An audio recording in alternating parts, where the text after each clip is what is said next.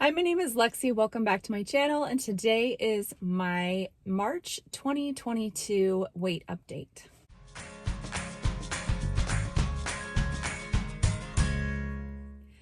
All right, so if you recall on my last weight update, I had a bit of a weight fluctuation. My weight was going up a little bit. And I also had someone ask me on my last weight update if I could kind of give a recap of where I started. So I'll try to remember to do that. I don't sometimes, just because I've been doing this for so long, I don't want to like repeat myself too often, but I understand that there are new people and they don't really know the whole picture. So I will try to remember to do that. And if I forget, I will try to remember to put it in the description. So yes, so my stats and my history are that I started alternate day fasting in September of 2019, and I weighed 209 pounds. That was my starting weight. I'm 5'11", and my personal goal weight is 175, which is just a weight that I came up with because I feel like it's just a healthy weight for me. It's definitely not, it's a very attainable goal, let's just say. So basically, I hit that goal in June of 2020. It took me 9 months to get to that point. I lost pretty steadily. And then from that point on, I had some health issues, including a kidney stone and also just holidays and whatnot. And I regained about 12 pounds. So in 2021, I was trying to re-lose that weight. So I never got above, I still lost about 24 pounds or so, and maintained that loss, but was trying to regain the rest of it to get back to my goal weight. And so in 2021, that's my goal. I reached the 170s at the end of the year, barely got into the 170s. And then in the beginning of this year, again, I've sort of rebounded just a couple pounds. And last month my weight was trending upwards a little bit. So I was trying to do some troubleshooting, and that's where we are now. That's the point we're at. So I will get into this month.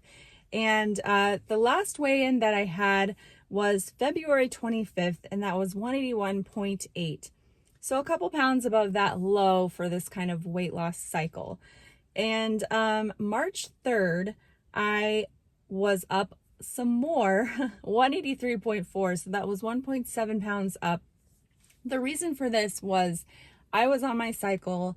And so I was in that part of my cycle that my weight was up and I was retaining water. And also I only did 5-2 this week. So I only had 2 full day fasts. So that definitely plays into that number being up a little bit. And then on Saturday, March 12th, I was back down to 181.7. So that was 1.8 pounds down for the week. This was a 4-3 week. So back to 3 days of fasting this week. And then I thought things were kind of turning around. So I was like, okay, well, I had every expectation that the next week I would lose even more because I was again going to be doing 4-3. I was at a good point in my cycle. But I was actually up again. So I was 182.7 and I was up 1 pound. And one observation that I have from this week is that on my eat day, that Tuesday, I don't know what it was, but I made carnitas for dinner, and normally I would add jalapenos, but I didn't have any. So I added this sauce that I had that had jalapenos in it. And I don't know if that's what it was, but I felt terrible after dinner. And normally after I make this particular meal, I feel really good. So like this was off, and that was the only thing I changed. So I looked at the ingredients, and one of the ingredients in the sauce was natural flavors. And if you've ever heard anything about that, basically natural flavors can mean anything that is naturally derived, but you don't know what those ingredients are. So it's kind of frustrating for someone like me who has food sensitivities. It could have been something that I reacted to, but I'll never know exactly what those are. And they're not obligated legally to disclose it. It just has to be naturally derived. And so that's definitely something to look out for if you're somebody who has sensitivities it's a sneaky little ingredient that could mean basically anything as long as it's naturally derived. So I think that my body had a reaction to that, and my weight was up a lot more than it normally would be on a weekday eat day after that. And then a couple days after that, my fluctuations were still affected. And what I mean by that is I kind of have a normal range of what I will gain after an eat day and what I will lose after a fast day. And so it was clear to me after that that I was retaining some water because I didn't lose as much as I expected, and I didn't and I gained more than I expected, if that makes sense. By the end of that week, it did feel like it leveled off, and the week after that, this will be my last weigh-in for this report, I actually was down to 181.6, and the great thing about this was that I was feeling really good this week, and my fluctuations were back to normal.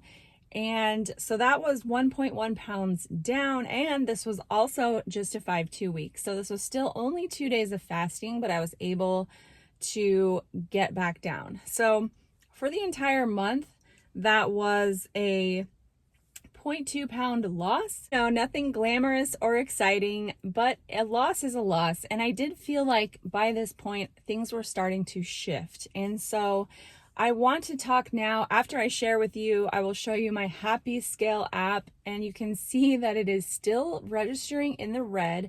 I was a little bummed by this. I was hoping to be green by now, but I guess because I hadn't gotten back down to that like low for this cycle, you know, down to the 170s, it's still kind of showing red, but hopefully if I can keep things moving down, we'll be back in the green next month. And now I'll share with you my fasting windows for the month of March. And here are my eating windows for the month of March. So just to kind of go over this month a little bit more, I was really trying to be aware of what might be affecting my weight, making it go back up.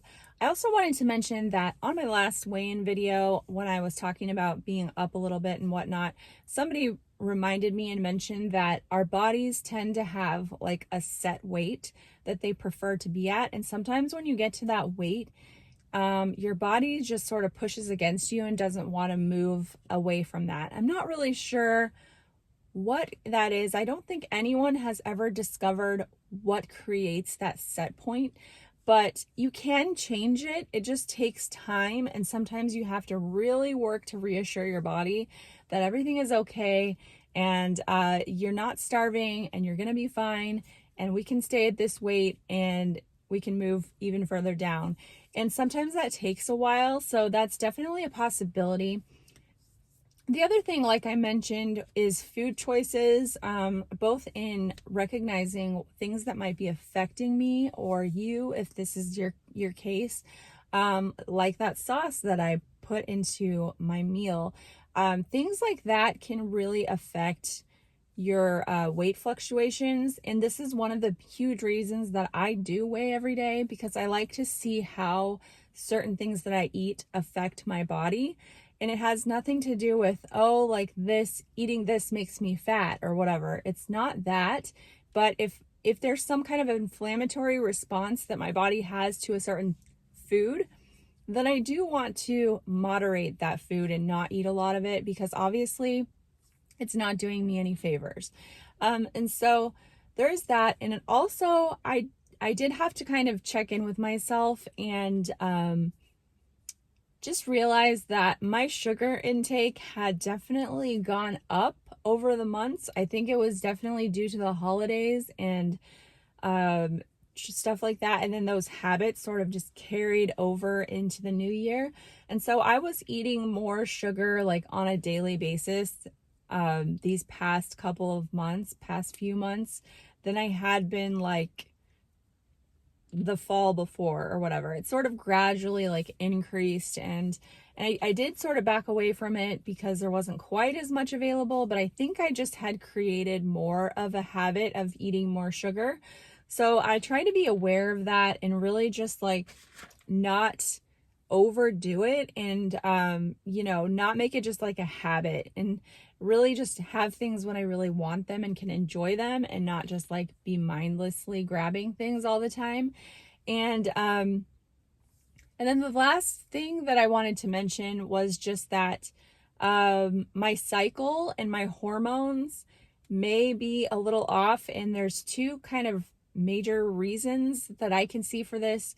Uh, One possibility is that on my last cycle, I actually did a 2-day fast right before my period started, and that is not recommended generally. You know, they say to stay away from longer fasts right before, at the end, the second half of your cycle. And I did it anyway, just because I felt like my body might need it, and it actually went really well. So I thought that was a good sign. But then the cycle after that was just off. Like, it was really long. Typically, my cycles are between 25 and 28 days, and it actually went to 32 days, which is really long for me. It's still in like the realm of normal for women, but for me, it's definitely outside of normal. So I was kind of worried and wondering what was going on. And so I was actually relieved when it started, but it is possible that doing that 2-day fast affected my hormones on the next cycle. So I will definitely be avoiding that in the future. Also, I am turning 40 this year, so I am kind of entering that perimenopausal time where my hormones are just going to be shifting, and it may affect my cycles, it may affect my weight loss. And so I just have to be kind of aware of that. I'm definitely interested in doing some hormone testing at some point just to see where my levels are. I think that's probably a good thing for women to do around this age that I'm at, and just to make sure that everything is where it should be. And I think it's really important to mention and just to always be aware that as much as fasting is amazing and it is such a healing and wonderful tool for health and weight loss, it's not the be all end all. And not only that, but if you don't pay attention to how you're fasting, especially for women, I'm speaking to women specifically, if you're not paying attention to how your fasting kind of affects your cycle, then in some cases you could be doing yourself more harm than good. And so you really have to be aware and be honest with yourself. And like I said, you know, I think that there's different possibilities. It may not have been that 2-day fast that threw me off. It could just be like normal fluctuations for my age. And for me, it has been typically that doing alternate day fasting for the most part is fine, even in that last part of my cycle. So I think everybody is different, and it really depends on your age and just certain circumstances. But I think that it's just something we need to pay attention to and be aware of and be willing to work with. You know, don't work against your body. Work with it. Make sure you're supporting your body and giving it what it needs, because as much as fasting will support us in our healing process, we also need to be mindful of how much fasting we really need to do and when it's time to sort of back away. So as far as this next month, I'm not making any drastic changes. I have been just trying again to be mindful and be aware and sort of document when I think something has affected me. So I will continue to do that, and I hope you're all doing well. Please let me know how you're doing on your fasting journey, and I will see you guys next week. Thanks for watching. Bye-bye.